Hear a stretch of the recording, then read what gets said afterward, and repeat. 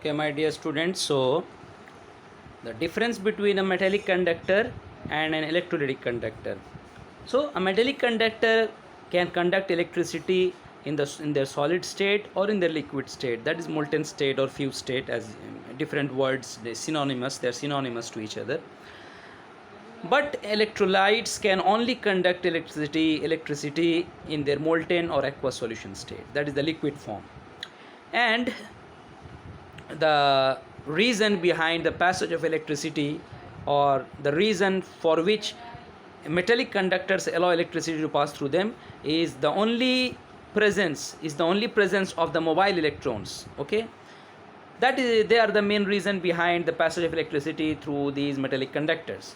While you can see in electrolytes, the electricity is passing through electrolytes due to the presence of two streams of charges, the positively charged particles and the negatively charged particles. Okay, the positively charged particles will move towards the negatively charged electrodes, cathode, and the negatively charged particles, anions, will move towards the positively charged electrodes, anode. The other difference between metallic conductor and electrolytic conductor, my dear student, is that no matter which state of the metal you take either the liquid or the solid state, it will conduct electricity. The electricity will pass through the metal. But no chemical change is observed. Yes. Although it allows electricity to pass through it, no chemical change is observed. You don't see any chemical change, no new substances are formed. But hold on, this is the main difference. When electricity passes through an electrolyte, chemical change is observed.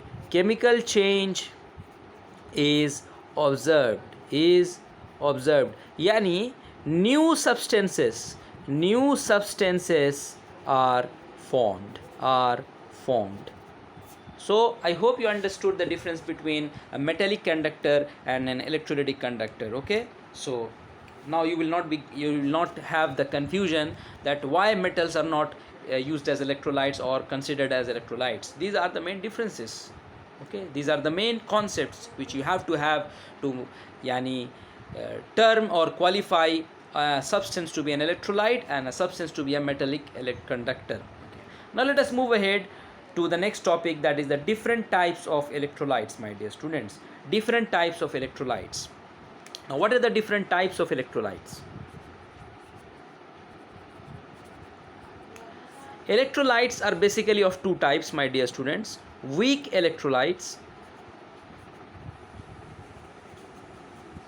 and strong electrolytes.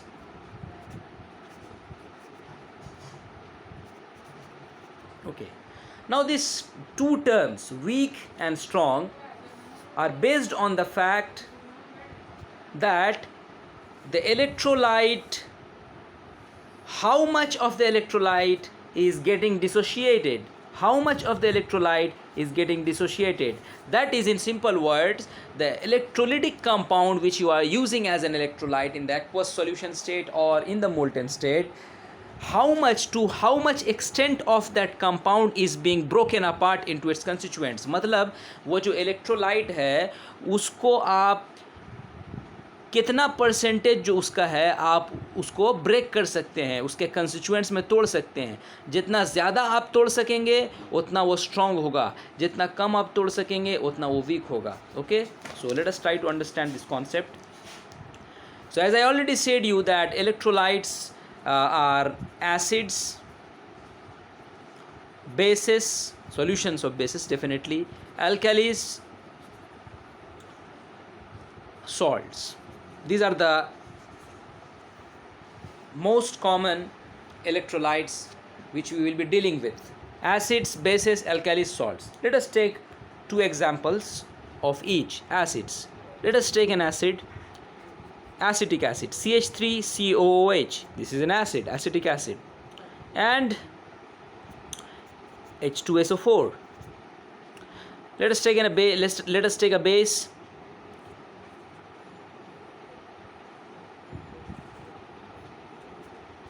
ZnOH2, COH2. Let us take an alkali, NaOH, CaOH2.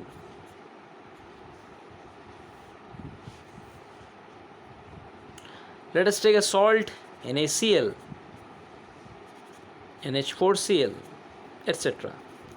So the solutions of these compounds are electrolytes. Why? Because they will conduct electricity. So my dear students, how can we judge an electrolyte to be strong and an electrolyte to be weak? Very simple.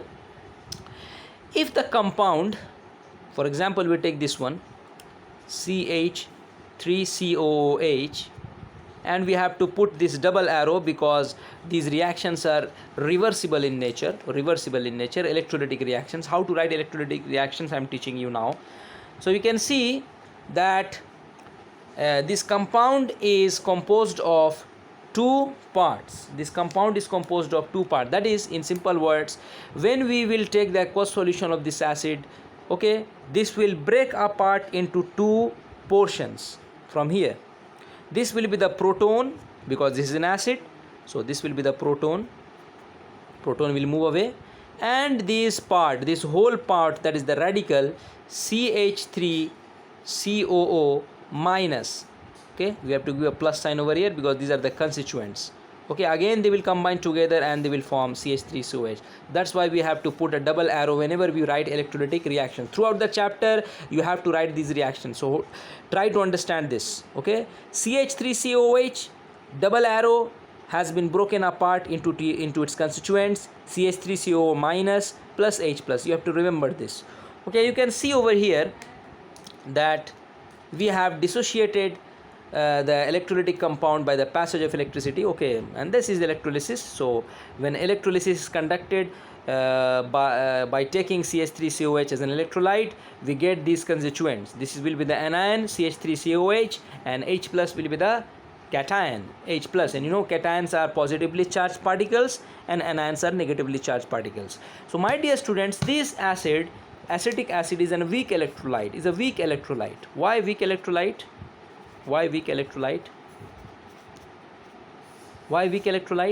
Because they produce very less amount of cations and anions. In simple words, they get dissociated to a small extent.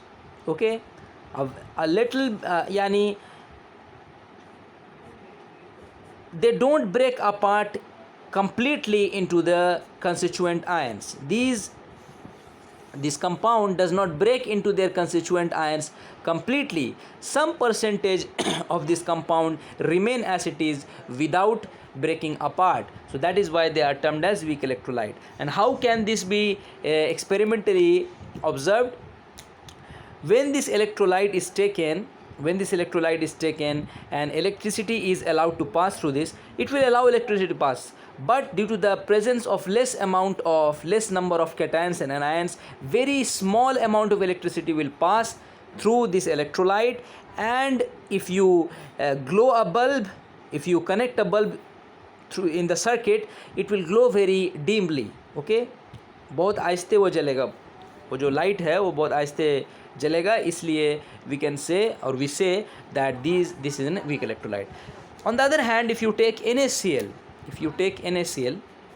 which is a salt, definitely aqueous or the molten state, okay, then what will happen? It will break apart into its constituent ions, Na plus and Cl minus. This will be a strong electrolyte. You know why? Because the bulb which will be connected in the circuit will glow brighter, and this shows that this compound is breaking apart into its constituent ions to a greater extent. 90%, 80% of the compound is breaking apart or getting dissociated into its constituent ions, Na plus and Cl minus. So this is how we define weak and strong electrolytes. Now let us try to understand the difference between weak and strong electrolytes. Weak, this is also given in the book, I am just writing in short to make you understand. Weak electrolytes. strong electrolytes.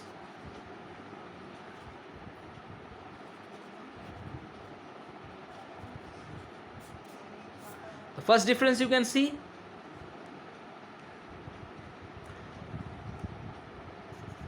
less or small amount of electricity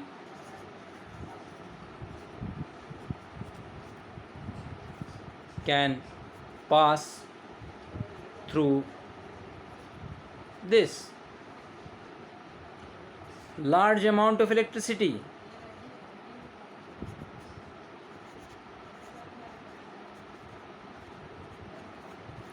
can pass through this. Okay, and what is the reason behind small amount of electricity passing through weak electrolytes, large amount of electricity passing through strong electrolytes? The reason behind is the next point. The next point. What is the next point? It breaks into its constituents to a small extent. That is, it will not break into its constituent ions completely. Okay, it breaks into its constituents almost completely.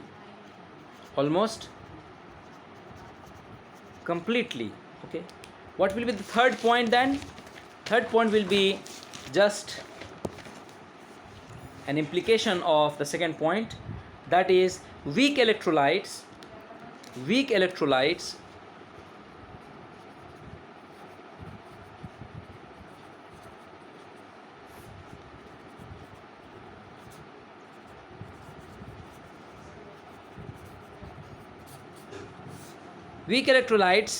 will contain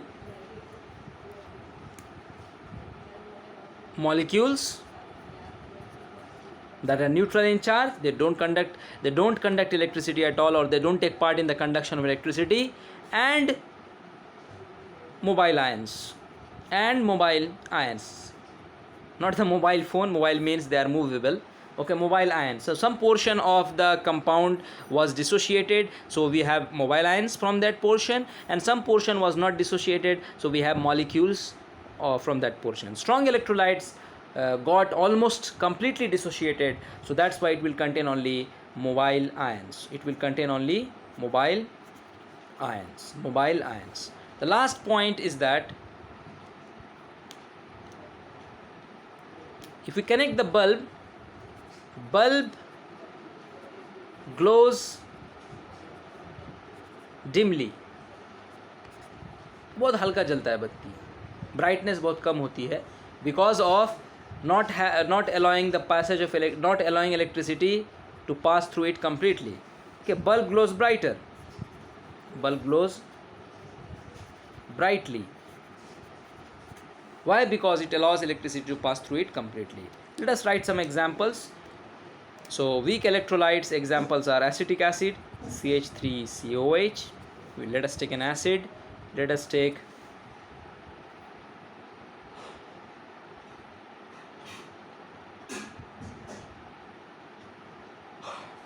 sorry for the delay, I was going to sneeze. Okay, strong electrolyte, H2SO4, NaCl,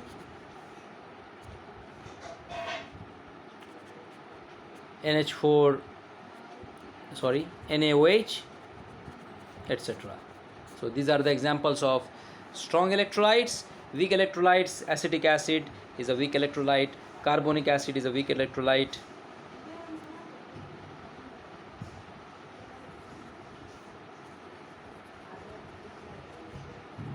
Carbonic acid is a weak electrolyte, etc.